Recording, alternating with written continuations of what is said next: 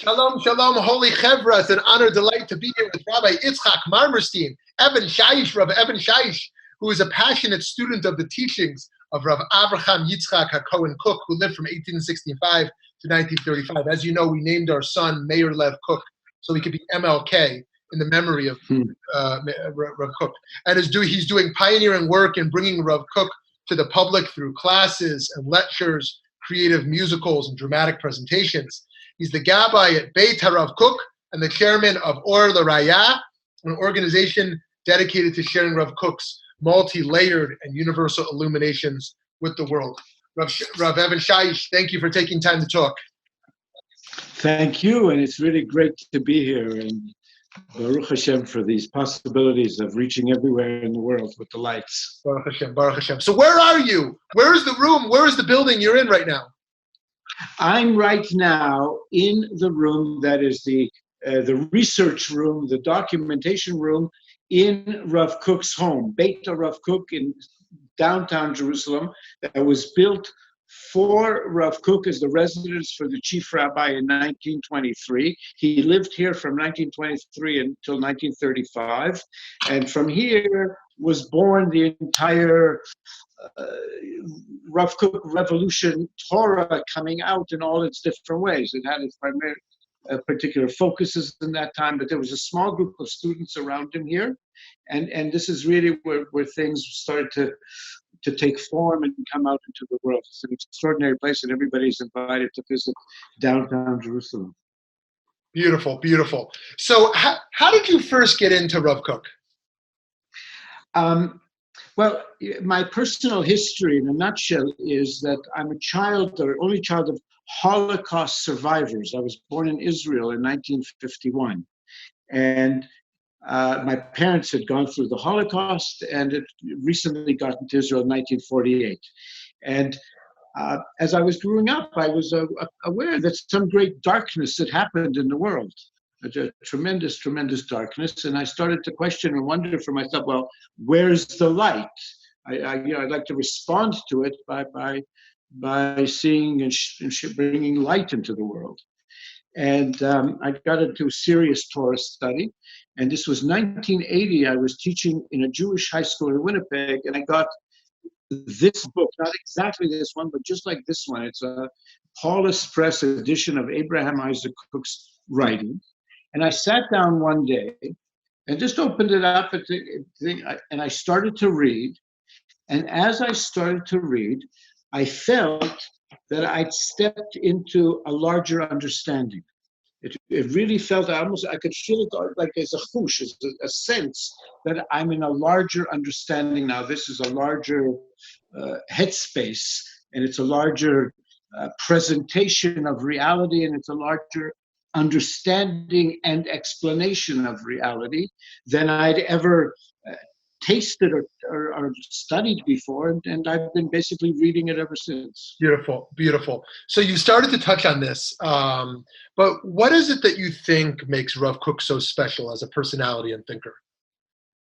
Well, in a nutshell, who he represents historically is the sort of the summation link of the sages, especially the last 2,000 years of the leaders we've had since our exile from Israel 2,000 years ago. We've had Yehuda Nasi putting together the Mishnah, Sadia Gaon, the first book of philosophy, the Rambam and Ramban, who all came to Israel in the 1100s and the 1200s. And then you had Isaac Luria and Tzfat, and then you had the Ramchal, Baal Shem Tov, Vilna Gaon, and they carried the tradition of the Torah understanding through the 2,000 year of exile.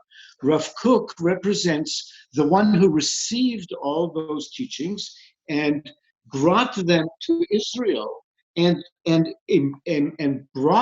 integrated them. And the whole Ashkenaz, he integrated all the various streams and presents them in a cohesive Torat Israel. It's an expression of the Torah of Israel that is, while it's completely rooted in the whole history of Torah, it's also giving expression to the future Torah. Now that we're in Israel, the Torah is going to unfold to come to its fulfillment, and he gives that expression. So he's taking the Torah much further than anybody else has, and it's really Torah this is the Torah of Mashiach ben David.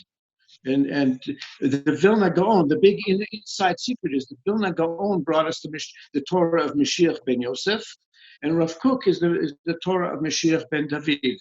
And as such, it represents the most expanded explanation of Torah that we've ever had. Yeah, unbelievable. So is there a particular passage that you feel like highlights the message most clearly, or that guides your daily life most?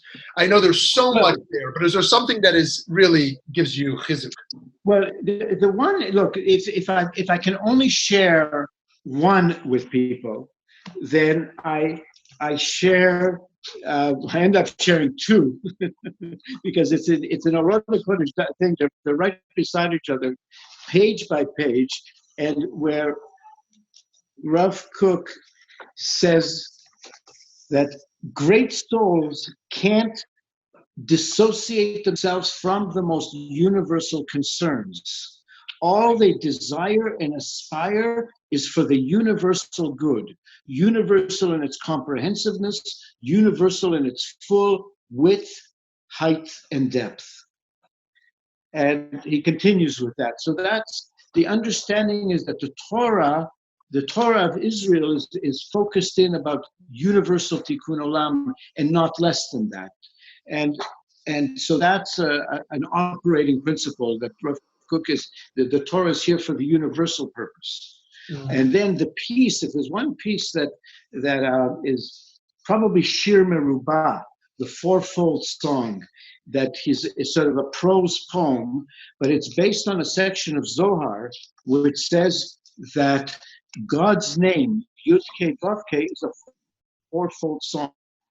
Yud Kei Vav Kei, a simple song, a twofold song, a threefold song, a fourfold song. It's the unfolding of the four letters of God's name, and ends up being a total of 10, the unfolding. So it's also a metaphor for how creation came to be, to filled out into the 10 sfirot. And that's in the Zohar called Shir Merubah. Rav Kook took that and he expanded it one step. He explained it for our times. And the reason I like this piece is because this is a very, what does it mean to be part of Israel? Is in a way what he's explaining here. And he says that each human being is living simultaneously on having four experiences. And I'll just summarize what he says here, right? That's what let me summarize the piece, just the headlines of it. But he says that Yeshehu Shar Shirat Nafsho, there's the person who sings the song of their own selves, and in themselves they find everything. And then he says, V'yeshehu shar shirata umah. There's the one who sings the song of his nation. He goes beyond his private identity, finding it not idealistic, and he reaches further and he joins with Klaluta shel Knesset Israel. And he joins all of Israel and he sings all his songs with them and is concerned for Israel's well-being and delights in her hopes and her growth. But then he says there is that aspect, and it's also an aspect of each of our own identity and experience. Then there's that part of us that we go further and we expand beyond the boundary of Israel, Mi'al Gvul Israel, Lashir et Shirat Adam, to sing the song of all humankind. And then all our concerns are the human well-being of everybody on the planet. And then he takes it even further and he says there's a level in which our soul rises and we unite with all existence, with all creatures, with all worlds, and with all of them we sing their song. And then he says there's a harmonization of all these songs higher and higher joining together.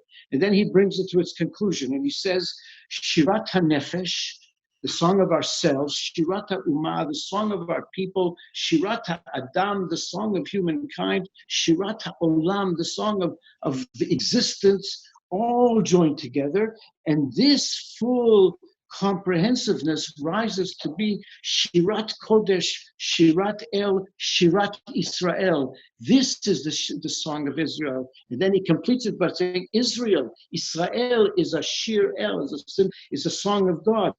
A Shir Pashut, Shir Kafur, Shir Meshulash, Shir Merubah, a simple, twofold, threefold, fourfold song.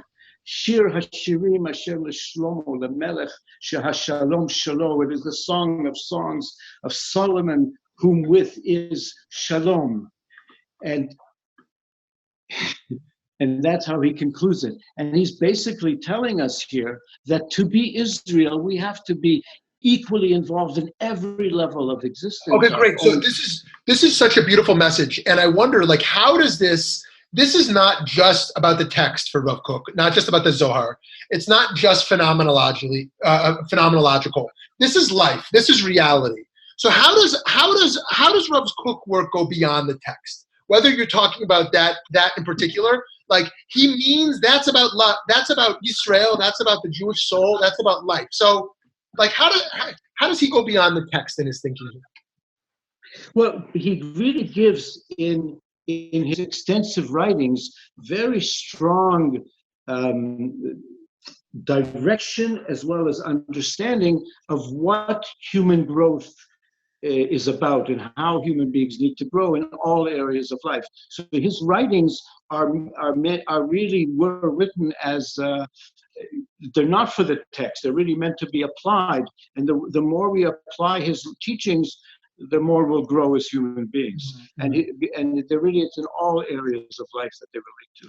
Beautiful, beautiful. So, so I wonder, like, how would you say Rav Kook's are particularly relevant to the Jewish people today?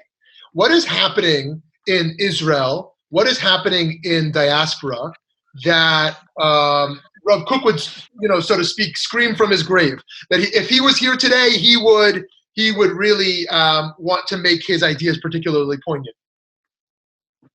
Well, that we have to learn as Israel and as humankind to be our individual original beings, and everybody else is their own beings, and we can learn to live together. Differences does not mean competition, does not mean hatred, and there's a tremendous, his main thing is that we need to learn how to live together in all the different groupings of humankind. Yeah, beautiful, beautiful.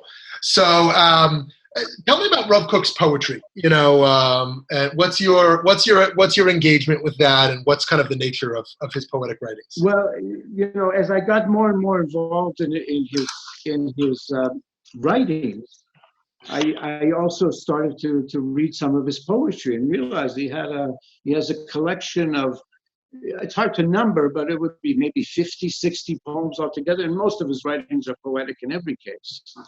And I came to understand that when he was in his atzilut, in his highest spiritual experience, it would come forth as poetry. And so his poetry actually contains the crystallization and the song of all his Torahs he put in his poetry. So they're extraordinary. And may I share you a piece of one with you? Please. So this one is, and I'll do a little bit in Hebrew, but I suppose mostly English in order for the people, right? Is that great? Okay, but it says like this, and the way I always press this is what the world will look like once we get it together. I'll start in the Hebrew and go into English. Me'olam rachok maleh neduhot, shmashot sham rechavot kayam. From a distant world full of illuminations, the suns there are as broad as the ocean. The stars are like the light of our sun on the face of this sapphire stone there. The news reaches me like dew, full of the delight of heaven, guiding me to the hidden Eden. There the treasure is stored. All the faces there are joyful. Every mouth is singing songs of praise. The highest feelings fill each heart, and all our legs are dancing in jubilation. The past and the future are scrolled as one. Nothing is hidden. Everything is known. Every soul is full of love for all, feelings for the multitudes, and the light is sown, the or zarua. All the pasts flow like rivers, illumination, strength, purity and light, life renewed, freedom and liberation fills all our thoughts and activities. And without guides, teachers, judges, or politicians, everything is good. Everything is clear. There's no crookedness. There's no corruption. And the night, everything is with integrity. And the night shines like the day. To a world such as this, my soul aspires. In life such as this, my spirit soars. Le'olam zeh, nafshi sho'efet. U'chaim ke'ele, ruchi merachefet. Shkoyach, shkoyach.